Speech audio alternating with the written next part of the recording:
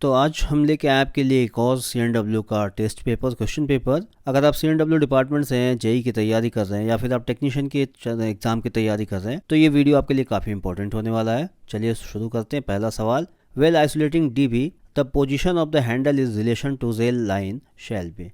जब हम DB को आइसोलेट करते हैं तो जो उसका आइसोलेटिंग हैंडल का पोजीशन होता है वो रेल लाइन के रिलेशन में, संबंध में किस प्रकार का होता है। क्या वो वर्टिकल होता है, हॉरिजॉन्टल होता है, लेटरल होता है या इनमें से कोई नहीं। तो राइट आंसर इसका ऑप्शन ए हो जाएगा, हॉरिजॉन्टल। जब हम DB को आइसोलेट करते हैं तो उसका जो हैंडल होता है वो हॉरिजॉन्टल रहता है और DB जब वर्किंग कंडीशन में रहता है तो उसका जो हैंडल होता है वो वर्टिकल होता है। यानी कि अगर ये हमारा DB है तो जो इसका आइसोलेटिंग हैंडल है, जब हम इसको आइसोलेट करते हैं तो कुछ इस प्रकार से ये हैंडल हो जाता है हॉरिजॉन्टल, और जब ये वर्किंग में रहता है तो ये हैंडल नीचे की तरफ रहता है। तो यहाँ पे हमारा सवाल ये पूछा गया है कि आइसोलेटिंग के टाइम जब DB आइसोलेट हो जाता है तो उसके हैंडल की पोजीशन क्या होती है। तो ऑप्शन ए राइट आंसर हो जाएगा, हॉरिजॉन्टल। सवाल number 2, the maximum standard buffer height above rail level to centre of buffer is. Buffer के सेंटर से रेल लेवल का हाइट जो है, मैक्सिमम हाइट कितना होना चाहिए। तो ये 1105 mm होता है। ऑप्शन में देखें तो ऑप्शन सी इसका राइट आंसर होगा। और अगर मिनिमम की बात की जाए तो लोड कंडीशन में मिनिमम 1030 mm होता है और एम्प्टी कंडीशन में मिनिमम 1090 mm होता है बफर हाइट। तो यहाँ पे मैक्सिमम की बात की गई है तो मैक्सिमम 1105 mm होता है, मिनिमम लोड में 1030 और मिनिमम खाली में एम्प्टी गाड़ी में 1090 होता है। चलिए अगला सवाल, सवाल number 3, the brake power of coaching stock at originating point is. जो शुरुआती प्रारंभिक पॉइंट होता है वहाँ पे कोचिंग स्टॉक का ब्रेक पावर कितना होना चाहिए। तो शुरुआती स्टेशन पे कोचिंग का जो ब्रेक पावर होता है वो 100% होना चाहिए। ऑप्शन में देखें तो ऑप्शन बी इसका राइट आंसर हो जाएगा। यानी कि जहां से ट्रेन शुरू होती है वहां पे उसका ब्रेक पावर जो है 100% होना चाहिए। यानी सारे ब्रेक सिलेंडर काम करने चाहिए, सारे पिस्टन वर्किंग में होने चाहिए। अगला सवाल, सवाल number 4, paternity leave can be granted with in dash months of children birth. जो पैटर्निटी लीव होती है बच्चे के जन्म के कितने महीने के भीतर दिया जाता है। तो पैटर्निटी लीव जो होती है बच्चे के जन्म के 6 महीने के भीतर आप ले सकते हैं। अगर 6 महीना का जो टाइम पीरियड है ख़त्म हो जाता है तो ये छुट्टी लैप्स हो जाएगी, आप नहीं ले पाएंगे। इसलिए बच्चे के जन्म के 6 महीने के अंदर ये लीव आप ले सकते हैं। सवाल number 5, permitted luggage allowed for second class passenger is. जो सेकेंड क्लास के पैसेंजर होते हैं उनको कितना लगेज अलाउ है अपने साथ ले जाने के लिए। तो ये है 50 किलोग्राम पर हेड। ऑप्शन बी इसका राइट आंसर हो जाएगा, 50 kg पर हेड लगेज ले जा सकते हैं सेकेंड क्लास के यात्री। चलिए अगला सवाल, सवाल नंबर 6, पिस्टन स्ट्रोक कोचिंग के लिए है। Piston stroke of boggy mounted brake cylinder is. Coaching ट्रेनों में जो बॉगी माउंटेड ब्रेक सिलेंडर होते हैं उनका पिस्टन स्ट्रोक कितना होता है। तो ये होता है 32 mm, 32 mm का पिस्टन स्ट्रोक होता है। ऑप्शन में देखें तो ऑप्शन बी इसका राइट आंसर हो जाएगा। सवाल number 7, AC is an coach stand as. यानी कि जो AC है वो किस आधार पे काम करता है। हमारे कोच के अंदर जो AC रहता है किस आधार पे काम करता है। क्या वो एयर कूलिंग के आधार पे या फिर एयर कंडीशनिंग या फिर एयर सर्कुलेशन या फिर एंटी क्लॉकवाइज। तो जो हमारा AC है एयर कंडीशनिंग के आधार पे काम करता है। तो ऑप्शन बी इसका राइट आंसर हो जाएगा, वातानुकूलन। सवाल number 8, full form of BC is. BC का फुल फॉर्म क्या होता है। तो BC का फुल फॉर्म ब्रेक सिलेंडर होता है। ऑप्शन में देखें तो ऑप्शन बी इसका राइट आंसर हो जाएगा, ब्रेक सिलेंडर। सवाल number 9, BP pressure is working train is. जो वर्किंग ट्रेन होता है उसके अंदर जो BP का प्रेशर होता है वो कितना होता है। तो BP का प्रेशर होता है 5.0 kg पर सेंटीमीटर स्क्वायर। ऑप्शन में देखें तो ऑप्शन सी इसका राइट आंसर होगा। जो BP का पाइप होता है उसका कलर ग्रीन होता है और FP का पाइप वाइट होता है। तो BP का यहाँ पे प्रेशर पूछा गया तो BP का प्रेशर 5 किलोग्राम होता है और अगर FP की बात की जाए तो FP का प्रेशर 6 किलोग्राम होता है पर सेंटीमीटर स्क्वायर। सवाल number 10, कंडमिंग height of flange on trade off BG wheel is. जो BG पहिए होते हैं उनका जो ट्रेड होता है उसका जो कंडम करने का फ्लेंज की ऊंचाई कितनी होती है। तो 35 mm। ऑप्शन डी इसका राइट आंसर हो जाएगा, 35 mm। सवाल number 11, minimum diameter of wheel on trade on BOXN wagon during services.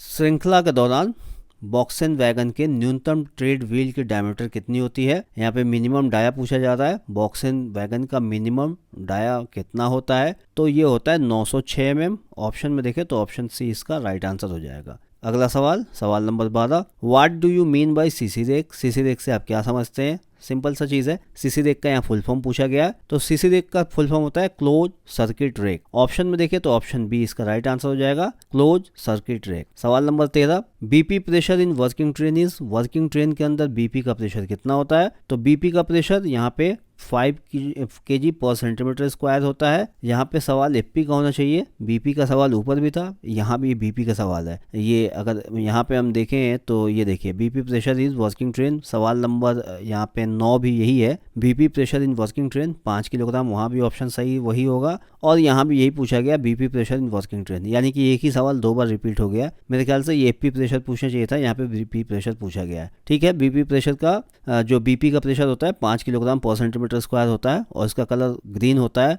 और अगर एफपी का पूछा जाएगा तो एफपी का pressure 6 kilogram per centimetre square होता है और उसका कलर वाइट होता है। एफपी ट्विन पाइप में होता है, सिंगल पाइप में सिर्फ बीपी होता है, एफपी नहीं होता है। चलिए अगला सवाल देखते हैं, सवाल number 14, the standard of box and train consist of dash wagons. Box and train के मानकीकरण में डैश वैगन होते हैं, कितने वैगन होते हैं, यानी एक बॉक्स एंड ट्रेन के अंदर कितने वैगन होते हैं? तो एक बॉक्स एंड ट्रेन के अंदर टोटल 59 वैगन होते हैं। ऑप्शन में देखें तो ऑप्शन बी इसका राइट आंसर हो जाएगा, 59 वैगन। सवाल number 15, cut off angle cock can be fitted to, cut off angle cock कहाँ लगाया जाता है, कहाँ फिट किया जाता है? क्या एफपी में, बीपी में, बीपी एफपी दोनों में, या इनमें से कोई नहीं? तो ऑप्शन सी इसका राइट आंसर हो जाएगा, cut off angle Kock BP और एफपी दोनों में लगाया जाता है। अगर गाड़ी ट्विन पाइप है और सिंगल पाइप है तो उसमें एक ही पाइप सिर्फ बीपी रहेगा तो सिर्फ बीपी में लगेगा। जो हमारा कट ऑफ एंगल है इसका भी कलर कोड बीपी एफपी के हिसाब से होता है।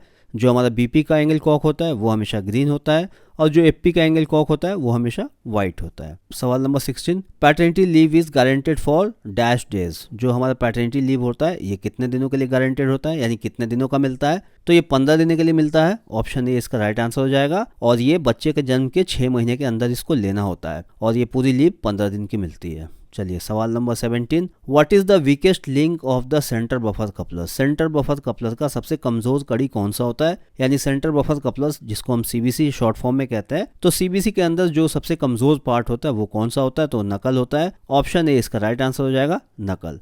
सवाल number 18, how many days of LAP in a calendar year a permanent या temporary railway servant shall be initial to get. एक साल में, एक कैलेंडर वर्ष में एक अस्थायी या अस्थायी रेल सेवक को कितने दिनों की एलएपी छुट्टी मिलती है? तो ये टोटल 30 दिनों की मिलती है। ऑप्शन सी इसका राइट आंसर हो जाएगा, 15 शुरू के 6 महीने 15 दिन और फिर बाद के 6 महीने 15 दिन, तो 15-15 टोटल 30 दिन मिलती है एलएपी। सवाल number 19, RS16 register is for. RS16 जो रजिस्टर होता है वो किस चीज़ के लिए होता है? तो ये सिक मेमो के लिए होता है। ऑप्शन में देखें तो ऑप्शन ए इसका राइट आंसर हो जाएगा, सिक मेमो के लिए। सवाल number 20, dash test to be perform when shunting is perform in a train. Train में शंटिंग करते समय किए जाने वाले परीक्षण को क्या कहा जाता है? तो देखिए 4 ऑप्शन यहाँ पे दिया गया है, air pressure continuity, brake feel, brake power test, या फिर इनमें से कोई नहीं। तो ऑप्शन ए इसका राइट आंसर हो जाएगा, यहाँ पे एयर प्रेशर कंटिन्यूटी, यानी कि कंटिन्यूटी टेस्ट किया जाता है। अगला सवाल, सवाल number 21, in one boxing wagon total number of brake block are. एक बॉक्सिंग वैगन में ब्रेक ब्लॉक की संख्या कितनी होती है? टोटल ब्रेक ब्लॉक की संख्या कितनी होती है? तो यहाँ पे एक वैगन की बात की गई है, तो टोटल एक वैगन में 8 ब्रेक ब्लॉक की संख्या होती है। ऑप्शन बी इसका राइट आंसर होगा। और एक वैगन के एक बोगी यानी एक ट्रॉली की बात की जाए तो एक ट्रॉली में 4 ब्रेक ब्लॉक लगे होते हैं, और पूरे एक वैगन की बात की जाए तो एक वैगन में टोटल 8 ब्रेक ब्लॉक लगे होते हैं बॉक्सिंग वैगन में। चलिए सवाल number 22, the total number of MU washer used in a twin pipe passenger coach in a rake is. एक पैसेंजर कोच में जिसमें ट्विन पाइप ब्रेकिंग सिस्टम लगा होता है उसमें एमयू वाशर की संख्या कितनी होती है? तो एक पूरे पैसेंजर कोच में जो twin pipe system braking system उसमें लगा होता है, एमयू वाशर की संख्या 4 होती है। जितने एंगल कॉक होते, जितने पामेंट होते हैं उतने वहाँ पे एमयू वाशर होते हैं। एंगल कॉक होता है, एंगल कॉक के बाद होस पाइप होता है और होस पाइप के एक सिरे पे पामेंट लगा होता है। उस पामेंट के अंदर एक रबर का वाशर होता है जिसको हम एमयू वाशर कहते हैं। एक पामेंट में एक वाशर होता है, तो एक एंड में टोटल 2 पामेंट होते हैं, एक होता है एफपी का और एक होता है बीपी का। दूसरे एंड में भी यहाँ पे 2 पामेंट मिलेंगे, एक एफपी का और एक बीपी का, तो टोटल 4 पामेंट हो जाते हैं, 4 होस पाइप और 4 एंगल कॉक हो जाते हैं, और इनमें लगने वाले एमयू वाशर की संख्या 4 होती है। तो अगर एक पैसेंजर कोच जिसमें ट्विन पाइप सिस्टम लगा हुआ, ब्रेकिंग सिस्टम लगा हुआ है, एमयू वाशर की संख्या टोटल 4 होती है। एक एंड में 2 और दूसरे एंड में 2, टोटल मिला के 4। चलिए अगला सवाल, सवाल number 23। The colour of feed pipe is twin pipe wagon in. जो वैगन होते हैं जिसमें ट्विन पाइप ब्रेकिंग सिस्टम लगा होता है, तो ट्विन पाइप ब्रेकिंग सिस्टम वाले वैगन के अंदर फीड पाइप का कलर पूछा गया है, क्या होता है? तो फीड पाइप का कलर व्हाइट होता है, चाहे ये वैगन में हो चाहे ये कोच में हो। अगर ट्विन पाइप ब्रेकिंग सिस्टम है तो उसके अंदर एफपी पाइप होगा और एफपी पाइप का कलर हमेशा व्हाइट होगा और उसका pressure 6 kilogram per centimetre square होता है। चलिए अगला सवाल, सवाल number 24। Full form of AR is. AR का फुल फॉर्म क्या होता है? तो एआर का फुल फॉर्म एक्सिलरी रिजर्वायर होता है। ऑप्शन में देखें तो ऑप्शन सी इसका राइट आंसर हो जाएगा, एक्सिलरी रिजर्वायर। सवाल नंबर 25।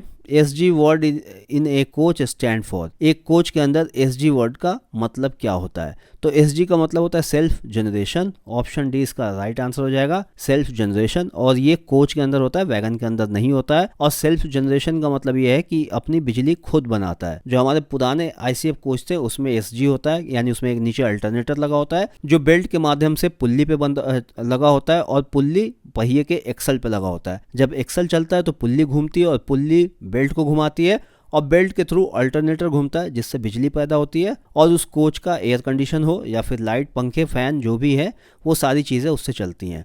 तो एसजी का मतलब यहाँ पे सेल्फ जनरेशन होता है। ऑप्शन डी राइट आंसर हो जाएगा। चलिए अगला सवाल, सवाल number 26। Validity of half set of PTO is. Half set PTO की वैलिडिटी कितनी होती है? ऑप्शन बी राइट आंसर हो जाएगा, 5 मंथ। शायद इसमें बदलाव हो चुका है, अगर इसमें कोई बदलाव हुआ है शायद ये 4 मंथ हो चुका है। अगर 4 मंथ हुआ होगा आप लोग कमेंट करके बताइएगा ये अभी भी 5 महीने है या फिर 4 महीने। मुझे लग रहा है कि ये 4 महीने है, लेकिन पुराने पेपर के हिसाब से इसका आंसर 5 मंथ्स ही होगा। ऑप्शन बी राइट आंसर होगा। अगला सवाल, for bypass the break pipe special device initial is. Break pipe को बाईपास करने के लिए जो आवश्यक विशेष उपकरण होता है उसको क्या कहते हैं? तो उसको कहते हैं बाईपास कपलर। बाईपास कपलर में एक तरफ बीपी का पामेंट लगा होता है और एक तरफ एफपी का लगा होता है, क्योंकि जब हम बाईपास करते हैं तो एक कोच के बीपी को दूसरे कोच के एफपी के साथ हम जोड़ते हैं। तो इसलिए नॉर्मली आप एक एफपी और एक बीपी को एक साथ नहीं जोड़ सकते, तो उन दोनों को जोड़ने के लिए बाईपास कपलर का इस्तेमाल किया जाता है, जिसके एक एंड पे एफपी होता है और दूसरे सिरे पे बीपी होता है। तो एफपी एफपी के साथ जुड़ता है, बीपी बीपी के साथ जुड़ता है, इस तरह से बाईपास हो जाता है।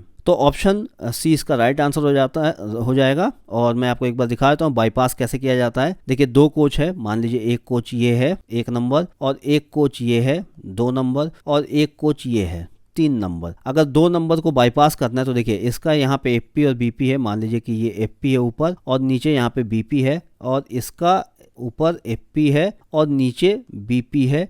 सेम इसमें भी ये एफपी, ये बीपी और ये एफपी और ये बीपी। अगर बीपी का पाइप फट गया इस कोच का, हमें इस कोच को बाईपास करना है, तो सबसे पहले बीपी के एंगल कॉक को यहाँ से बंद करके इस कोच को आइसोलेट कर देंगे। उसके बाद यहाँ पे इसके बीपी को इसके एफपी के साथ जोड़ देंगे और फिर इधर एफपी को फिर नीचे दूसरे वाले कोच के बीपी से जोड़ देंगे।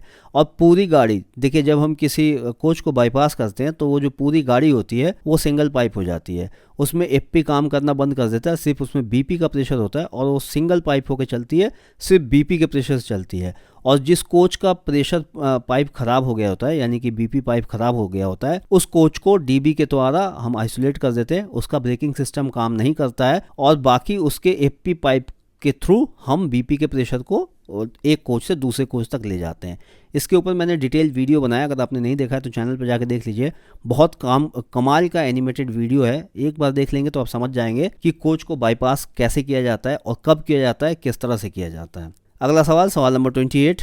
Total number of berth in AC two tier. AC two tier के अंदर टोटल बर्थ की संख्या कितनी होती है? यहाँ पे ये नहीं पूछा गया है एलएचबी या आईसीएफ, तो हम यहाँ पे ऑप्शन में देखेंगे और ऑप्शन के हिसाब से हम डिसाइड करेंगे कि इसका आंसर क्या होगा। तो ऑप्शन सी इसका राइट आंसर हो जाएगा 46। चलिए सवाल number 29। Passenger emergency alarm signal device are mounted on the. जो passenger emergency alarm signal device होता है वो कहाँ लगा होता है? अब यहाँ भी ये नहीं पूछा गया है कि एलएचबी के लिए है कि ये आईसीएफ के लिए है, तो अगर हम इसको आईसीएफ के बिहाफ पे देखें तो एंड वाल, ऑप्शन सी इसका राइट आंसर हो जाएगा, एंड वाल पे लगा होता है। चलिए अगला सवाल, सवाल number 30। What should be the break pipe pressure in engine. Engine में ब्रेक पाइप का प्रेशर क्या होता है, यानी कि बीपी का प्रेशर क्या होता है? तो चाहे इंजन हो चाहे कोच हो, सब जगह बीपी का प्रेशर 5 kg होगा। ऑप्शन सी इसका राइट आंसर हो जाएगा, 5 kilogram per centimetre square. BP का प्रेशर चाहे इंजन हो या कोच हो या वैगन हो 5 किलोग्राम पर सेंटीमीटर स्क्वायर होगा।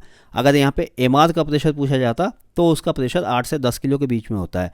इंजन के अंदर जो एमआर होता है मेन रिजर्वायर, उसका प्रेशर जो होता है वो 8 से 10 किलोग्राम होता है। लेकिन यह इंजन के अंदर ब्रेक पाइप का प्रेशर पूछा गया है तो ऑप्शन सी इसका राइट आंसर हो जाएगा 5 किलोग्राम पर सेंटीमीटर स्क्वायर। सवाल number 31, at what interval the intensive cleaning of any coaches. किसी भी कोच की सघन सफाई किस अंतराल पे होती है? तो किसी भी कोच की जो सघन सफाई होती है, साफ सफाई, वो होती है 1 महीने पे, 30 डेज पे। ऑप्शन बी इसका राइट आंसर हो जाएगा। सवाल number 32, what shall be the period for POH for a coach attached to mail express train. Mail express train से जो कोच जोड़े जाते हैं उनके पीओच की अवधि क्या होगी, क्या होती है? तो कोई भी कोच जो मेल एक्सप्रेस ट्रेन के साथ चलती है उसका जो पीओच है वो 18 मंथ में होता है। और अगर पहली पीओच की बात की जाए, अगर सवाल ये आया कि पहला पीओच कितने में होता है, तो पहला पीओच 24 मंथ में होता है, पहला आयोच 12 मंथ में होता है, और बाद का जो आयोच है वो 9 मंथ में होता है, और बाद का पीओच 18 मंथ में होता है। ये चीज ध्यान रखिएगा। अगला सवाल, सवाल number 33, the code of vestibule self generated air condition 2 tier coach. एक ऐसा 2 टियर कोच जिसमें वेस्टिबल लगा है, सेल्फ जनरेटेड है, एयर कंडीशनड है, उसका कोड क्या होगा? ऐसे कोच का कोड क्या होगा? तो ऐसे कोच का कोड होता है WGACCW। ऑप्शन देखिए तो ऑप्शन बी इसका राइट आंसर हो जाएगा। W से वेस्टिबल होता है और G से, जैसे ऊपर आपने देखा है, सेल्फ जनरेटेड होता है, और बाकी CCW आपका एयर कंडीशन 2 टियर को दर्शाता है। सवाल number 34, periodicity of examination for CC rake of BLC type stock dash days. जो BLC टाइप के स्टॉक होते हैं सीसी रेक, उनका जो पीरियोडिसिटी एग्जामिनेशन होता है वो कब होता है, कितने दिनों के अंतराल पे होता है? तो ये 30 डेज के अंतराल पे होता है, और ऑप्शन में देखें तो ऑप्शन डी इसका राइट आंसर हो जाएगा, 30 डेज। अगला सवाल, सवाल number 35, for miscarriage including abortion what period of maternity leave may be guaranteed. जो गर्भपात होता है, मिसकैरेज या फिर अबॉर्शन होता है, तो उसमें जो मैटरनिटी लीव दी जाती है वो कितने दिनों की दी जाती है? तो ऑप्शन डी राइट आंसर हो जाएगा, 45 डेज। 45 डेज की छुट्टी दी जाती है। सवाल number 36, how many emergency windows provided in AC, ICF, RCF coaches are. AC, ICF और RCF कोच के अंदर कितने इमरजेंसी विंडोज दिए गए होते हैं? तो ये टोटल 4 होते हैं, दोनों साइड में 2-2 होते हैं। ऑप्शन सी इसका राइट आंसर हो जाएगा, 4। सवाल number 37, at what interval of IOH of ICF coaches is done. ICF coach का जो आयोच होता है किस अंतराल पे किया जाता है? तो 9 महीना प्लस माइनस 30 डेज हो सकता है, 9 मंथ प्लस माइनस 30 डेज। और अगर पहले आयोच की बात की जाएगी तो पहला आयोच 12 मंथ में होता है प्लस माइनस 30 डेज। पहला पीओच 18 मंथ में होता है, और पहला पीओच 24 मंथ में होता है, 24 मंथ में पहला पीओच होता है, और उसके बाद का जो पीओच होता है वो 18 मंथ में होता है। तो यहाँ पे आयोच की बात की जा रही है, नॉर्मल आयोच किस अंतराल पे किया जाता है? तो ये 9 month plus minus 30 days. Option D right answer हो जाएगा। चलिए अगला सवाल, सवाल number 38, how much air pressure should be dropped in brake van last vehicle for continuity test. Continuity test के दौरान जो हमारा अंतिम यान होता है, ब्रेक यान, उसमें कितना एयर प्रेशर कम हो जाता है या घट के आता है, कितना घटता है? तो ये 1 kg पर सेंटीमीटर स्क्वायर का प्रेशर यहाँ पे कंटिन्यूटी टेस्ट के दौरान ड्रॉप हो सकता है। तो ऑप्शन बी इसका राइट आंसर होगा, 1 किलोग्राम पर सेंटीमीटर स्क्वायर। सवाल number 39, what should be the minimum buffer height of after POH. After POH, POH के बाद जो मिनिमम बफर हाइट होती है वो कितनी होनी चाहिए? तो पीओच के बाद या फिर आयोच के बाद जो मिनिमम बफर हाइट होती है एम्प्टी कंडीशन में 1090।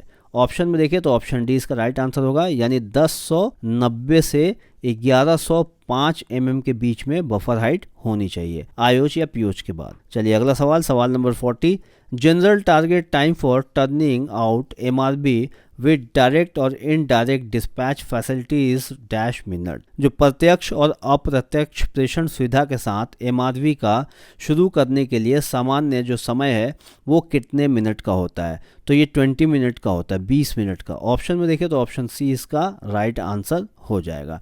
मेडिकल MRB का मतलब मेडिकल रिलीफ वैन, ART और MRB ध्यान रखिएगा, MRB का मतलब मेडिकल रिलीफ वैन। चलिए अगला सवाल, सवाल number 41, the in route brake power percentage of good train should be. मालगाड़ी के रूट पे, इन रूट में, रूट के अंदर ब्रेक पावर की स्थिति कितने परसेंट होनी चाहिए, यानी इन रूट में मालगाड़ी का ब्रेकिंग परसेंटेज कितना होना चाहिए, ब्रेकिंग पावर का परसेंटेज कितना होना चाहिए, तो ये होना चाहिए 90%। ऑप्शन देखें तो ऑप्शन डी इसका राइट आंसर हो जाएगा, 90% ब्रेक पावर परसेंटेज होना चाहिए। सवाल number 42, in wagon hand brake is used when. Wagon में हैंड ब्रेक का इस्तेमाल कब किया जाता है, तो जब यार्ड में गाड़ी खड़ी रहती है उस टाइम किया जाता है, ताकि गाड़ी ढलान में ढलक न सके, यानी अपने आप लुढ़क न सके।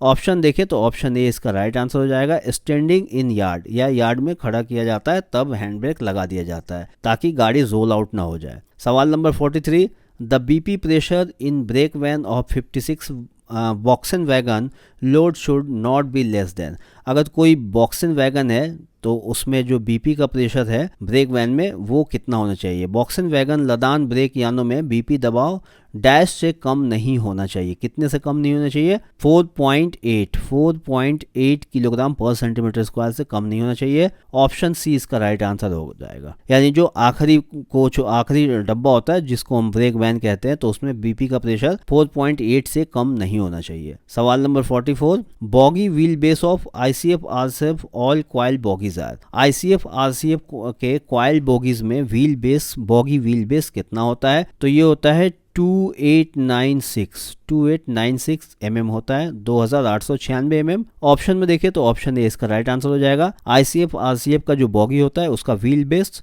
2896 mm होता है। सवाल number 45, the material which is no longer useful to railways for the purpose for which is it was originally purchased और ऑब्टेन्ड इन कॉल्ड एज। सामग्री जिस उद्देश्य के लिए रेलवे के उपयोग के लिए मूल रूप से खरीदा या प्राप्त किया गया था, उसका उपयोग अगर लंबे समय तक नहीं किया जाता है तो उसे क्या कहा जाता है? तो देखिए उसे स्क्रैप मटेरियल कहा जाता है। ऑप्शन में देखिए तो ऑप्शन ए इसका राइट आंसर हो जाएगा, स्क्रैप मटेरियल। चलिए सवाल number 46, what is the standard thickness of brake block of BOXN wagon is. BOXN wagon में लगने वाले ब्रेक ब्लॉक का स्टैंडर्ड थिकनेस कितना होता है, मोटाई कितना होता है? तो ये होता है 58 mm। ऑप्शन में देखें तो ऑप्शन डी इसका राइट आंसर हो जाएगा, 58 mm। अगला सवाल, सवाल number 47, which of the following item need not to be verified.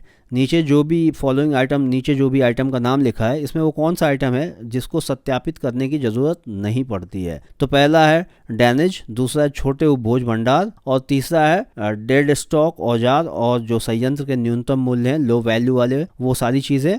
तो इनमें से वो सारी जो भी ये तीन ऑप्शन है, ये तीनों ऑप्शन ऐसे सामानों की हैं जिनको सत्यापित करने की, वेरीफाइड करने की जरूरत नहीं पड़ती है। तो ऑप्शन डी इसका राइट आंसर हो जाएगा, ऑल ऑफ द अबव। सवाल number 48, dash tablet are used in bio toilets. Bio toilets के अंदर किस तरह के टैबलेट का इस्तेमाल किया जाता है? तो ये क्लोरीन होता है। ऑप्शन ए इसका राइट आंसर हो जाएगा, क्लोरीन टैबलेट का इस्तेमाल बायो टैंक में किया जाता है पानी की शुद्धता को बरकरार रखने के लिए। सवाल नंबर 49, क्लोरीन डालने से जो उसका वेस्टेज पानी निकलता है तो उसमें जो भी कीटाणु होते हैं वो मर जाते हैं, जिसकी वजह से पानी से रेल लाइन को नुकसान, वातावरण को कोई नुकसान नहीं होता है। तो क्लोरीन अरे यार इसका प्रोनाउंसिएशन नहीं हो पा रहा, क्लोरीन, तो इसलिए क्लोरीन टैबलेट का इस्तेमाल किया जाता है। चलिए अगला सवाल देखते हैं। सवाल number 49, what is the diameter of branch pipe is between PEAV to PEAST। PEAV से PSG के बीच में जो ब्रांच पाइप होता है उसका डाया पूछा जा रहा है। तो ये 10 mm होता है, 10 mm। ऑप्शन में देखिए तो ऑप्शन ए इसका राइट आंसर हो जाएगा, 10 mm। सवाल number 50, during charging position air pressure in AR is. Charging position के दौरान AR ऑक्सिलरी रिजर्वायर का प्रेशर कितना होता है? तो चार्जिंग पोजीशन के दौरान ऑक्सिलरी रिजर्वायर का जो प्रेशर होता है वो 5 kg भी हो सकता है और 6 kg भी हो सकता है। तो 5 kg क्यों होगा, 6 kg क्यों होगा? सबसे पहले तो यहाँ पे 5 kg कहीं दिया नहीं है, तो ऑप्शन सी इसका राइट आंसर होगा 6 kg। अब देखिए जब अगर ट्विन पाइप, यहाँ पे ये नहीं बोला गया है कि ये ट्विन पाइप के लिए है या फिर सिंगल पाइप के लिए, सिर्फ ये पूछा गया है कि चार्जिंग के दौरान एयर प्रेशर कितना होता है ऑक्सिलरी रिजर्वायर का। तो अगर ये सिंगल पाइप ट्रेन के लिए पूछा जाता तो सिंगल पाइप ट्रेन में ये 5 केजी से ही चार्ज होगा, क्योंकि सिंगल पाइप में सिर्फ बीपी होता है और बीपी का प्रेशर 5 केजी होता है। तो सिंगल पाइप में बीपी से चार्ज होता है तो 5 केजी का प्रेशर होगा। और अगर ट्विन पाइप की बात की तो ट्विन पाइप में जो हमारे एआर को चार्ज करने के लिए एफपी का पाइप लगा होता है अलग से, और एफपी का प्रेशर 6 केजी होता है। तो एफपी से चार्ज होता है हमारा एआर, इसलिए 6 किलोग्राम का ऑप्शन यहाँ पे सही होगा। तो ट्विन पाइप के अंदर एआर चार्ज होता है 6 केजी से और सिंगल पाइप के अंदर एआर चार्ज होता है 5 केजी से। तो अगर कभी सवाल ये आए कि सिंगल पाइप के अंदर एआर का प्रेशर कितना होता है चार्जिंग के दौरान, तो वहाँ पे आप 5 केजी लिखेंगे। और अगर सवाल ये आए कि twin pipe air brake system में चार्जिंग के दौरान एआर का प्रेशर कितना होता है, तो वहाँ आप 6 केजी लिखेंगे। और अगर ये ना पूछा जाए, उसमें ना सिंगल हो ना ट्विन पाइप हो, सिंपली जैसा भी सवाल यहाँ पे है कि चार्जिंग के दौरान एआर का प्रेशर कितना होता है, तो सिंपली जो भी ऑप्शन आपको 5 मिलेगा तो 5 और 6 मिलेगा तो 6, दोनों में से एक ही ऑप्शन होगा, दोनों ऑप्शन नहीं होंगे। और अगर दोनों ऑप्शन हो जाए तो सवाल ही गलत माना जाएगा। ठीक है, तो यहाँ पे सिर्फ नॉर्मली ये पूछा गया है कि चार्जिंग के दौरान एयर प्रेशर कितना होता है एआर के अंदर, और ऑप्शन में 6 केजी है तो हम यहाँ पे 6 केजी को टिक करेंगे राइट के लिए। ऑप्शन सी इसका राइट आंसर हो जाएगा 6 केजी। चलिए अगला सवाल, सवाल number 51। The diameter of standard air brake pressure gauges, air gauge जो हमारा एयर ब्रेक प्रेशर गेज होता है उसका मानक डायमीटर कितना होता है, तो ये 100 mm होता है। ऑप्शन डी इसका राइट आंसर हो जाएगा 100 mm। सवाल number 52। Who is the competent authority to sanction study leave to the officers abroad foreign countries, जो हमारे ऑफिसर्स होते हैं, जो हमारे अधिकारियों को विदेश और प्रदेश में अध्ययन के लिए जो छुट्टी की ज़रूरत होती है उसको कौन प्रदान करता है या उसको कौन स्वीकृत करता है। तो यहाँ पे रेलवे बोर्ड के द्वारा उनके छुट्टी को स्वीकृत किया जाता है पढ़ाई के लिए। अगर कोई अधिकारी विदेश जाना चाहता है तो उसकी जो छुट्टी सेंक्शन होगी वो रेलवे बोर्ड के थ्रू सेंक्शन होगी। अगला सवाल, सवाल number 53। Which type of air brake system being used in LHB coaching stock, LHB coaching stock में किस प्रकार के एयर ब्रेक सिस्टम का इस्तेमाल किया जाता है, तो सिंगल पाइप एयर ब्रेक तो होता नहीं है, twin pipe disc brake system तो यही होता है। ऑप्शन बी इसका राइट आंसर हो जाएगा। यहाँ पे सिर्फ twin pipe air brake system नहीं, जैसे सी में लिखा है twin pipe air brake system, तो ये नहीं होगा। वैक्यूम ब्रेक तो हो ही नहीं सकता। एलएचबी के अंदर twin pipe disc brake system होता है, क्योंकि वहाँ पे जो ब्रेक पैड होते हैं वो डिस्क पे लगते हैं और डिस्क एक्सल माउंटेड होता है। एक्सल के ऊपर डिस्क होता है जिस पे ब्रेक पैड लगे होते हैं और ब्रेकिंग के दौरान ब्रेक पैड डिस्क को दबाते हैं, जिससे एक्सल रुकता है और एक्सल के बाद व्हील डिस्क रुकता है। तो इस चीज़ का ध्यान रखिएगा, एलएचबी के अंदर twin pipe disc braking system का इस्तेमाल किया जाता है। चलिए अगला सवाल, सवाल number 54। What type of roller bearing used in BLC wagon, BLC wagon के अंदर किस प्रकार के रोलर बेयरिंग का इस्तेमाल किया जाता है, तो बीएलसी वैगन के अंदर टेपर 2 रो कार्ट्रिज रोलर बेयरिंग का इस्तेमाल किया जाता है। ऑप्शन बी इसका राइट आंसर हो जाएगा, टेपर 2 रो कार्ट्रिज रोलर बेयरिंग। अगला सवाल, सवाल number 55। What is M1 stand for the BOXN M1, BOXN M1 के अंदर जो M1 लिखा होता है उसका मतलब क्या होता है, तो जो M1 लिखा होता है उसका होता है मतलब मॉडिफिकेशन 1। ऑप्शन में देखें तो ऑप्शन ए इसका राइट आंसर हो जाएगा, मॉडिफिकेशन 1। अगला सवाल, सवाल number 56। The thickness BG wheel flange of high speed train coaches, high speed train coach में बीजी व्हील का फ्लैंज का थिकनेस पूछा जाता है कि थिकनेस कितना होता है, तो ये मैक्सिमम जो थिकनेस होता है 29.4 mm होता है। ऑप्शन सी इसका राइट आंसर हो जाएगा। सवाल number 57। Reducing in BP pressure for minimum application is, जो मिनिमम एप्लीकेशन होता है उसके लिए बीपी के प्रेशर को कितना कम किया जाता है, तो मिनिमम एप्लीकेशन के लिए बीपी के प्रेशर को 0.5 से 0.8 किलोग्राम पर सेंटीमीटर स्क्वायर कम किया जाता है।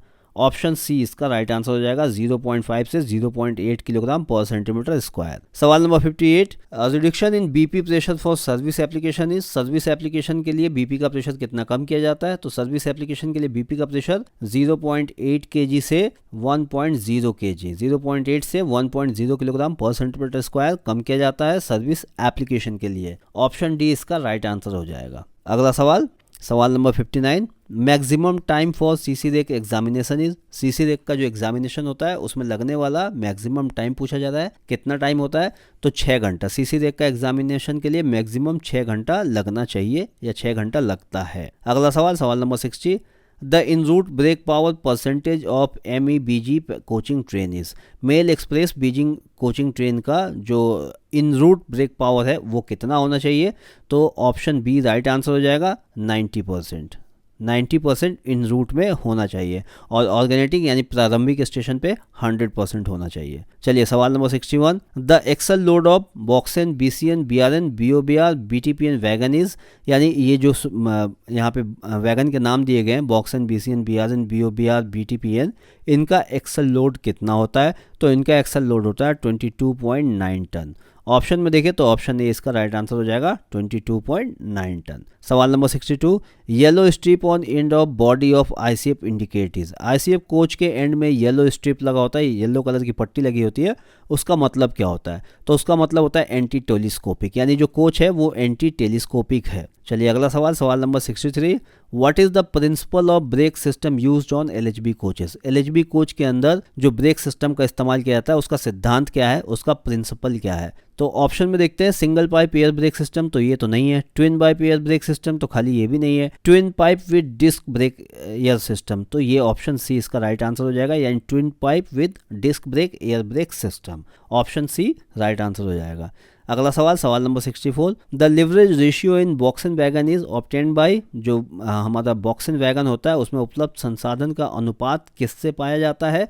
तो यहाँ पे एलई डिवाइस के थ्रू पाया जाता है, ऑप्शन डी इसका राइट आंसर हो जाएगा, एलई डिवाइस। सवाल नंबर 65, ए मेल रेलवे सर्वेंट में be granted paternity leave having dash serving children, एक पुरुष रेल कर्मचारी को कितने बच्चे होने पर प्रतित छुट्टी दी जाती है, यानी कि पेरेंटल लीव, पैटर्निटी लीव दी जाती है, कितने बच्चों के लिए पैटर्निटी लीव दी जाती है? तो 2 बच्चों के लिए पैटर्निटी लीव दी जाती है। अगर इससे ज़्यादा बच्चे होते हैं तो आपको पैटर्निटी लीव नहीं मिलेगी, सिर्फ 2 बच्चों के लिए आपको मिलेगी। बाद में अगर आपका तीसरा बच्चा होता है तो उसके लिए पैटर्निटी लीव आपको नहीं मिलेगी। चलिए अगला सवाल, सवाल number 66, the function of non return valve used in air brake system is, air brake system के अंदर जो नॉन रिटर्न वाल्व का इस्तेमाल किया जाता है उसका फंक्शन क्या है, उसका काम क्या है? तो बीपी प्रेशर को घटाना, या फिर to prevent flow of air from AR to FP, AR के प्रेशर को एफपी में वापस जाने से रोकना, या फिर to prevent CR to be charge, CR को चार्ज होने से रोकना, या फिर सीआर से बीपी तक वायु का प्रवाह रोकना। तो ऑप्शन बी इसका राइट आंसर हो जाएगा, यानी कि जो हमारा एनआरबी लगा होता है वो एआर के प्रेशर को एफपी में वापस नहीं आने देता है। जो हमारा एआर टैंक होता है 200 लीटर का हमारा जो एआर टैंक होता है, इसमें एक तरफ तो ये हमारे डीबी के साथ जुड़ा होता है और दूसरी तरफ ये हमारे एफपी पाइप के साथ जुड़ा होता है, ये हमारा एफपी पाइप होता है और यहाँ पे एनआरबी लगा होता है। तो एनआरबी का काम होता है एफपी के प्रेशर को टैंक के अंदर ले जाना, लेकिन टैंक के प्रेशर को वापस एफपी पाइप में नहीं आने देना, ये एनआरबी का काम है, नॉन रिटर्न वाल्व इसका नाम है। तो ऑप्शन बी इसका राइट आंसर हो जाएगा। सवाल number 67, how many day of LHAP can be accumulated to an employ in his service, यानी कि एक कर्मचारी अपनी सेवा में कितने दिनों की जो हमारा LHAP होता है वो जमा कर सकता है? तो ये अनलिमिटेड है, इसकी कोई लिमिट नहीं है, अनलिमिटेड, ऑप्शन डी इसका राइट आंसर है। और अगर LHAP की बात की जाए तो LHAP है वो शायद 315 दिन है, अभी मैं कंफर्म नहीं हूँ, 315 दिन से ज़्यादा आप उसको जमा नहीं कर सकते अपनी पूरी सर्विस में, जबकि LHAP को आप अनलिमिटेड जमा कर सकते हैं। चलिए अगला सवाल, सवाल number 68, the function of dirt collector is to segregated dirt particle from the air, जो हमारा डर्ट कलेक्टर होता है उसका काम होता है डैश वायु के धूल के कण को अलग करना।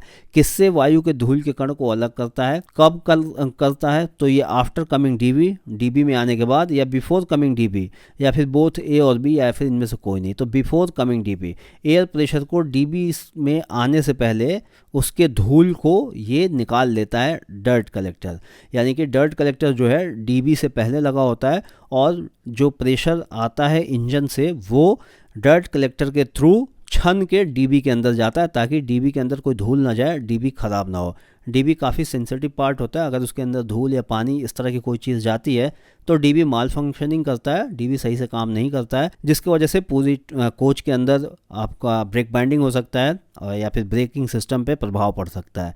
इसलिए डर्ट कलेक्टर का इस्तेमाल किया जाता है, ताकि जो भी हवा डीबी के अंदर जाए पहले डर्ट कलेक्टर में वो छन जाए, उसमें जो भी धूल कण हो वो सारे बाहर निकल जाए और फ्रेश हवा डर्ट कलेक्टर के अंदर जाए। चलिए अगला सवाल, सवाल number 69, the type of dirt collector used in wagon, wagon के अंदर जो डर्ट कलेक्टर का इस्तेमाल किया था उसका टाइप क्या होता है? तो वो 3 वे होता है, यानी कि उसमें 3 रास्ते होते हैं। ये हमारा अगर डर्ट कलेक्टर है तो इसमें 3 रास्ते होते हैं, 1, 2 और एक और ऊपर 3 वे होता है। और अगर यहाँ पे कोचिंग की बात की जाए तो कोचिंग में जो डर्ट कलेक्टर का इस्तेमाल होता है वो 2 वे होता है, कोचिंग का डर्ट कलेक्टर हमेशा 2A होता है और वो लगा होता है 2 होता है, एक एपी और बीपी दोनों में डर्ट कलेक्टर लगा होता है कोचिंग के अंदर। चलिए सवाल number 17, the brake power of CC rake from nodal point is, nodal point पे सीसी रेक का ब्रेक पावर परसेंटेज कितना होना चाहिए? तो ऑप्शन बी राइट आंसर हो जाएगा, 100% होना चाहिए नोडल पॉइंट पर सीसी रेक का brake power percentage, brake power. ठीक है, अगला सवाल, सवाल number 71, surplus item. Surplus item क्या होते हैं? तो यहाँ 4 ऑप्शन है। 12 महीने के लिए मत संचालित नहीं किया गया हो, item not moved for 12 month, यानी 12 महीने तक, पिछले 12 महीने में उसको कहीं मूव नहीं किया गया हो, इस्तेमाल नहीं किया गया हो। Item not moved for 24 month, 24 महीने तक उसका कोई इस्तेमाल ना किया गया हो। और atom having more than 12 month stock, 12 महीने से अधिक स्टॉक वाले मद में, इनमें से कुछ भी नहीं। तो ऑप्शन बी इसका राइट आंसर हो जाएगा, यानी वो आइटम जिन्हें पिछले 24 महीने से इस्तेमाल नहीं किया गया है उन्हें हम सरप्लस आइटम कहते हैं, कह सकते हैं। सवाल number 72, AP charge. AP charge क्या होता है? तो यहाँ पे एपी का मतलब, एपी से चार्ज क्या होता है? AR CR DB देखिए क्लियर नहीं है, खाली एपी चार्ज लिखा है, यानी एपी किस चीज़ को चार्ज करता है? तो एपी AR को चार्ज करता है, CR को, DB को या BP को? तो एपी सिंपली AR को चार्ज करता है। AP twin pipe braking system में होता है और इसका काम होता है AR को चार्ज करना, एक्सिलरी रिजर्वायर। इसके अलावा एपी का और कोई काम नहीं होता। हाँ, अगर LHB में जाएंगे तो LHB में एपी के और भी काम होते हैं। एपी से वहाँ पे हमारा जो बेलो होता है, एयर स्प्रिंग सिस्टम होता है, वो काम करता है। हमारा वहाँ पे CDTS लगा होता है, वो काम करता है। इसके अलावा और एपी से हमारा जो उसमें WSP है वो काम करता है। तो एपी का LHB के अंदर बहुत सारा काम है, लेकिन अगर हम सिर्फ ICF की बात करें तो ICF में जो एपी है उसका काम सिर्फ AR को चार्ज करना है, इसके अलावा और कोई काम नहीं होता है। चलिए अगला सवाल, सवाल number 73, trip maintenance schedule D1 of LHB coach is done. D1 LHB coach का जो ट्रिप मेंटेनेंस शेड्यूल होता है ये कितने दिनों पे होता है, कब किया जाता है? तो एवरी ट्रिप, हर ट्रिप पे किया जाता है। ऑप्शन सी इसका राइट आंसर हो जाएगा, एवरी ट्रिप। सवाल number 74, what is the nominal thickness of elastomeric pad of Casnub bogie. जो कैसनॉफ बॉगी के अंदर इलेक्ट्रोमैटिक पैड लगे होते हैं उनका नॉमिनल थिकनेस पूछा जाता है कितना होता है? तो ये होता है 46 mm। ऑप्शन में देखिए तो ऑप्शन बी राइट आंसर हो जाएगा, 46 mm। सवाल number 75, gazetted officer is eligible for dash sets of privilege pass in a year. एक गैजेटेड ऑफिसर को एक साल में कितने सेट का प्रिविलेज पास मिलता है? तो टोटल 6 सेट प्रिविलेज पास मिलता है एक गैजेटेड ऑफिसर को एक साल में। ऑप्शन ए इसका राइट आंसर हो जाएगा। सवाल number 76, the maximum air pressure in BC during application is. जो मैक्सिमम एयर प्रेशर होता है ब्रेक सिलेंडर के अंदर ब्रेक एप्लीकेशन के दौरान वो कितना हो सकता है मैक्सिमम? तो ये मैक्सिमम 3.8 किलोग्राम हो सकता है ब्रेक सिलेंडर के अंदर प्रेशर। ऑप्शन सी इसका राइट आंसर हो जाएगा, यानी ब्रेक एप्लीकेशन के दौरान ब्रेक सिलेंडर में जो मैक्सिमम प्रेशर जा सकता है वो 3.8 किलोग्राम पर सेंटीमीटर स्क्वायर जा सकता है। इससे ज़्यादा प्रेशर ब्रेक सिलेंडर में नहीं जा सकता है। DB को इस तरह से डिज़ाइन किया गया होता है। चलिए अगला सवाल, सवाल number 77, in the passenger the diameter of branch pipe is. In the passenger, passenger में ब्रांच पाइप का डायमीटर क्या होता है? अब यहाँ पे इन द पैसेंजर लिखा है, जबकि यहाँ पे पैसेंजर कोच लिखना चाहिए था कि in the passenger coach. Passenger coach में ब्रांच पाइप का यानी कि BP का डायमीटर पूछा जा रहा है। नहीं, BP ब्रांच पाइप नहीं होता है, ब्रांच पाइप अलग चीज़ होती है। कई लोग यहाँ कंफ्यूज हो जाते हैं, ब्रांच पाइप फुल फॉर्म समझते हैं और इसका शॉर्ट फॉर्म BP समझ लेते हैं, लेकिन ये वो BP नहीं है, ये ब्रांच पाइप है। और ये 20 mm का इसका यहाँ पे डाया होता है, डायमीटर होता है। और ये जो ब्रांच पाइप है ये हमारे बॉगी के साथ जो हमारा यहाँ पे बॉगी माउंटेड ब्रेक सिलेंडर होता है उस ब्रेक सिलेंडर को प्रेशर देने के लिए ये ब्रांच पाइप का इस्तेमाल किया जाता है और इसका डाया 20 mm होता है, ब्रांच पाइप। शायद जहाँ तक मुझे समझ में आया इसका मतलब यही होना चाहिए। अगर आप लोगों को लगता है कि ये गलत है और जो इसका सही आंसर होगा, अगर आप लोगों को लगता है तो कमेंट करके ज़रूर बताइएगा। मेरे हिसाब से तो ब्रांच पाइप का मतलब यही होता है, जो मेन पाइप से हमारा DB से जो निकल के जाता है और वहाँ पे ब्रेक सिलेंडर के अंदर जाता है, वो ब्रांच पाइप होता है। और ये फ्लेक्सिबल केबल के साथ, एक फ्लेक्सिबल पाइप के साथ ये मेन पाइप से जुड़ जाता है। यहाँ पे फ्लेक्सिबल पाइप होता है और ये वो ब्रांच पाइप है जो हमारे बॉगी के ऊपर रहता है और इसी से दोनों ब्रेक सिलेंडर कनेक्टेड होते हैं। तो इसी ब्रांच पाइप की शायद बात हो रही है। चलिए अगला सवाल, सवाल number 78, clevis and clevis pin are the part of. Clevis और क्लीवर्स जो पिन है किसके पार्ट होते हैं? तो ये ट्रांजिशन कपलर के पार्ट होते हैं। ऑप्शन सी इसका राइट आंसर हो जाएगा, ट्रांजिशन कपलर के पार्ट होते हैं क्लीवर्स एंड क्लीवर्स।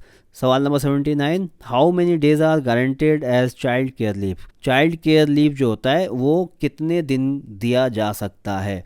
तो ये टोटल पूरे आपके नौकरी में ये 730 दिन दिया जा सकता है चाइल्ड केयर लीव। पूरे नौकरी में इसको 730 दिन दिया जा सकता है। अपने सुविधा के अनुसार आप इसको जैसे चाहें वैसे ले सकते हैं, पार्ट पार्ट में ले सकते हैं इसको। चलिए अगला सवाल, सवाल number 80, distance between the control rod head and the barrel of ACB is named as. Control rod head और एसीबी बैरल के बीच में जो डिस्टेंस होता है उसको किस नाम से जाना जाता है या उसको क्या कहा जाता है। तो उसको ए डायमेंशन कहते हैं। ऑप्शन सी इसका राइट आंसर हो जाएगा, ए डायमेंशन। सवाल number 81, the minimum wheel gauge of good wagon is. Goods wagon का मिनिमम व्हील बेस कितना होता है। तो मिनिमम व्हील बेस होता है 1599 mm, 1599 mm मिनिमम होता है। ऑप्शन ए इसका राइट आंसर हो जाएगा, 1599 mm व्हील बेस होता है। सवाल number 82, female railway employees are eligible for maternity leave for dash days. जो महिला रेलवे कर्मचारी होती है वो कितने दिनों के लिए उनको मैटरनिटी लीव मिलता है, कितने दिनों की मैटरनिटी लीव की पात्रता होती है। तो ऑप्शन ए इसका राइट आंसर हो जाएगा 180 डेज, 180 दिन। सवाल number 83, the high capacity draft gear is. उच्च क्षमता वाली ड्राफ्ट गियर क्या होती है, उसका नाम क्या है, उसका कोड क्या है। तो mark 50, option B right answer हो जाएगा। मार्क 50 के जो गियर ड्राफ्ट गियर होते हैं वो हाई कैपेसिटी ड्राफ्ट गियर होते हैं। सवाल number 84, how many brake head and block complete in coach under frame mounted brake rigging. जो हमारा under frame mounted brake rigging वाले कोच होते हैं उनमें ब्रेक ब्लॉक की यहाँ पे संख्या पूछी गई है। तो उसमें टोटल संख्या होती है 16। ऑप्शन सी इसका राइट आंसर हो जाएगा। एक बोगी में 8 और दूसरे बोगी में 8, टोटल एक कोच में 16 ब्रेक ब्लॉक की संख्या होती है। अगला सवाल, सवाल number 85, in air brake stock BPC becomes invalid if the rake is stable in any examination yard. Air brake stock में रेक यदि किसी परीक्षण यार्ड में स्टेबल होता है, खड़ा होता है, तो उसकी बीपीसी की वैधता कितनी होती है। ऑप्शन ए राइट आंसर हो जाएगा 24 आवर्स, 24 घंटे की वैधता। सवाल number 86, a female railway employee shall be entitled to maternity leave for. एक महिला रेल कर्मचारी कितने दिनों के लिए मैटरनिटी लीव पाने की हकदार होती है। तो अभी ये सवाल ऊपर भी था, ये सवाल वापस यहाँ पर डबल है। ऑप्शन डी राइट आंसर हो जाएगा, 180 दिन। सवाल number 87, the maximum diametrical clearance between the pins and bushes in ICF bogies. जो आईसीएफ बोगीज होते हैं उनके अंदर जो पिन और बुश लगा होता है उनका बीच का जो क्लियरेंस होता है वो कितना होना चाहिए, कितना होता है। तो 1.5 mm। ऑप्शन बी इसका राइट आंसर होगा 1.5 mm, क्योंकि पिन और बुश के बीच में अगर क्लियरेंस नहीं होगा तो बढ़िया से पिन मूव नहीं करेगा, जिसकी वजह से ब्रेक रिगिंग जाम हो जाएगा या जो भी पार्ट्स हैं वो सारे जाम हो सकते हैं। तो उनके बीच में क्लियरेंस होता है जो 1.5 mm होता है, ताकि वो पिन अच्छे से मूव कर सके। सवाल number 88, which type brake system external slack adjuster have been eliminated. किस प्रकार के ब्रेक सिस्टम में जो एक्सटर्नल स्लैक एडजस्टर है उसको हटा दिया गया है। तो बीएमबीसी, ब्रेक माउंटेड बॉगी सिलेंडर वाले जो भी यहाँ पे कोच हैं या यहाँ पे जो ब्रेक सिलेंडर है उनके अंदर एक्सटर्नल स्लैक एडजस्टर नहीं होता है, बल्कि उसमें इंटरनल स्लैक एडजस्टर होता है। यानी कि ब्रेक सिलेंडर के अंदर ही स्लैक एडजस्टर होता है जो स्लैक को अपने आप एडजस्ट करता है। बीएमबीसी फुल फॉर्म होता है brake mounted bogie, BMBC bogie mounted brake cylinder, sorry bogie mounted brake cylinder. अगला सवाल, सवाल number 89, full form of BLL wagon. BLL wagon का फुल फॉर्म क्या होता है।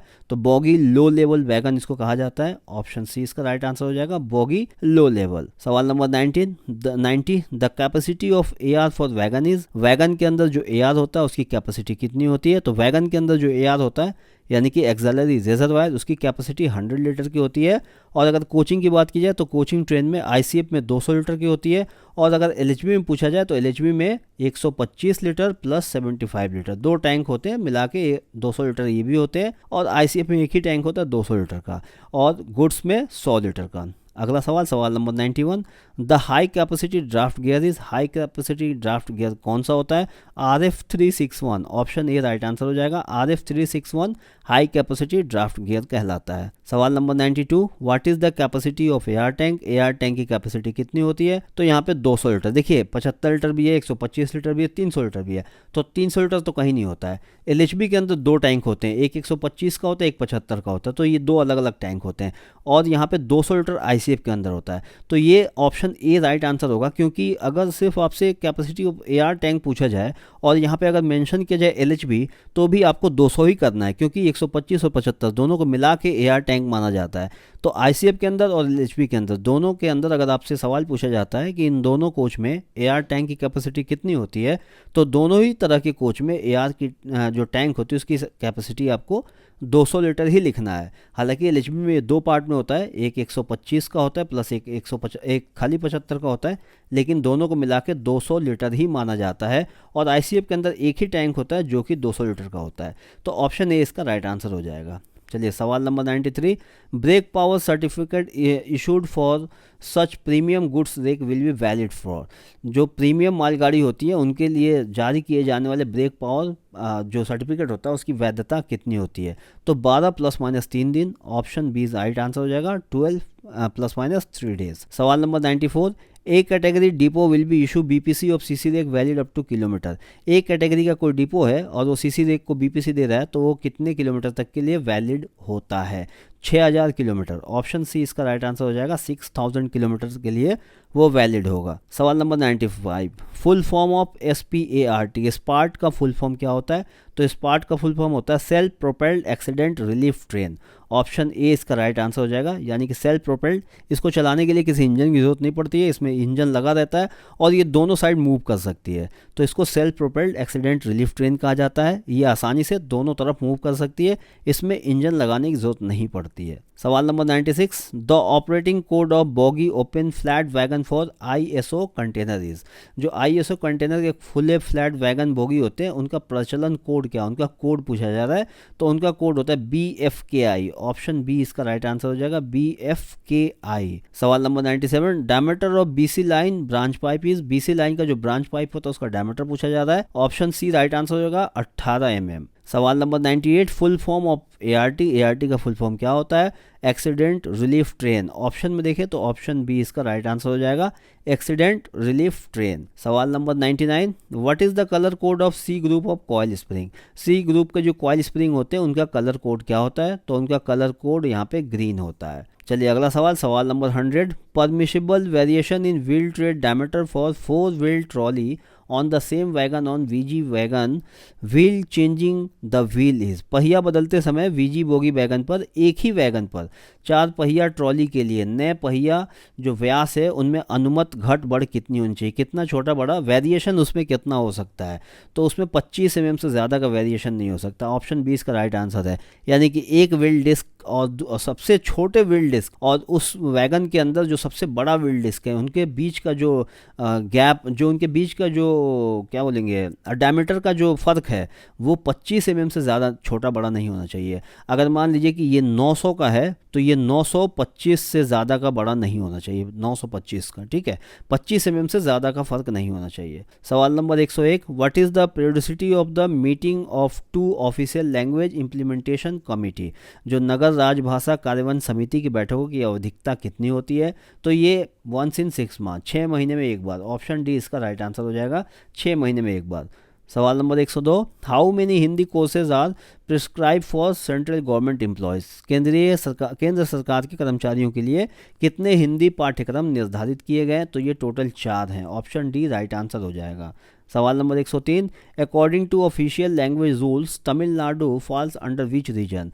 राजभाषा नियमों के अनुसार तमिलनाडु किस क्षेत्र के अंतर्गत आता है? तो ये रीजन सी में आता है। ऑप्शन ए इसका राइट आंसर हो जाएगा, रीजन सी, या हिंदी में ग क्षेत्र।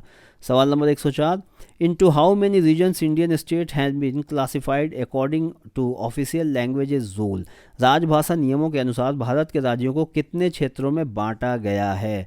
तो ये टोटल 3 क्षेत्रों में बांटे गए। ऑप्शन डी इसका राइट आंसर हो जाएगा, ए, बी और सी। सवाल number 105, according to official language rule 1976 Andaman and Nicobar island falls under which region. राजभाषा अधिनियम 1976 के अनुसार अंडमान और निकोबार द्वीप समूह को किस क्षेत्र के अंतर्गत रखा गया है या किस क्षेत्र के अंतर्गत ये आता है? तो ये रीजन ए में आता है। ऑप्शन ए इसका राइट आंसर हो जाएगा। सवाल number 106, how many first prize are given for writing more than 10,000 words in Hindi in a year under incentive scheme. प्रोत्साहन योजना के तहत एक वर्ष में हिंदी में 10,000 से अधिक शब्द लिखने के लिए कितने प्रथम पुरस्कार दिए जाते हैं, और ये टोटल 2 होते हैं। ऑप्शन बी इसका राइट आंसर हो गया। चलिए अगला सवाल, सवाल number 107, which form of numerals R be used for official purpose of the union. संघ के सरकारी कामकाज में अंकों के किस रूप का उपयोग किया जाता है? तो ये international form of Indian numerals, यानी भारतीय अंकों का अंतर्राष्ट्रीय रूप। ऑप्शन डी इसका राइट आंसर हो जाएगा। सवाल number 108, who is responsible for the violation of section 3 of official language rule 1963। राजभाषा नियम 1963 की धारा 3 के उल्लंघन के लिए कौन जिम्मेदार होता है? तो the officer singing such documents, ऐसे दस्तावेजों पर हस्ताक्षर करने वाले अधिकारी। ऑप्शन बी इसका राइट आंसर हो जाएगा, the officer signing such documents. चलिए सवाल नंबर 109, किस भाषा में कोच के छत पर बोर्ड को प्रदर्शित किया जाता है? तो देखिए यहाँ पे 3 भाषा में कोच के जो सामने 3 भाषा में जो वहाँ पे उसके बारे में, कोच के बारे में जो लिखा जाता है वो 3 भाषा में लिखा जाता है। एक तो क्षेत्रीय भाषा, दूसरा हिंदी और तीसरा इंग्लिश। ऑप्शन सी इसका राइट आंसर हो जाएगा, त्रिभाषी रूप में, यानी क्षेत्रीय भाषा, हिंदी और फिर इंग्लिश। आखिरी सवाल, सवाल number 110, when the constitution was adopt how many languages were included in the 8th schedule initially। जब संविधान को अपनाया गया था तो शुरू में 8वीं अनुसूची में कितनी भाषाओं को शामिल किया गया था? तो ऑप्शन ए इसका राइट आंसर हो जाएगा, 14 भाषाओं को शामिल किया गया था। तो ये पूरी वीडियो कैसी लगी कमेंट करके बताइएगा। इसमें अगर कुछ गलत है तो कमेंट करके वो भी बताइएगा, कुछ समझ में नहीं आया तो कमेंट करके वो भी बताइएगा। हर चीज़ मुझे आता हो, हर वीडियो में कहता हूँ, ये ज़रूरी नहीं कि हर चीज़ मुझे आता हो, बहुत सी चीज़ें मुझे भी नहीं आती है, मैं आप लोगों से सीखता हूँ। तो कमेंट करके ज़रूर बताइएगा अगर इसमें कुछ भी गलत हो तो। वीडियो देखने के लिए धन्यवाद।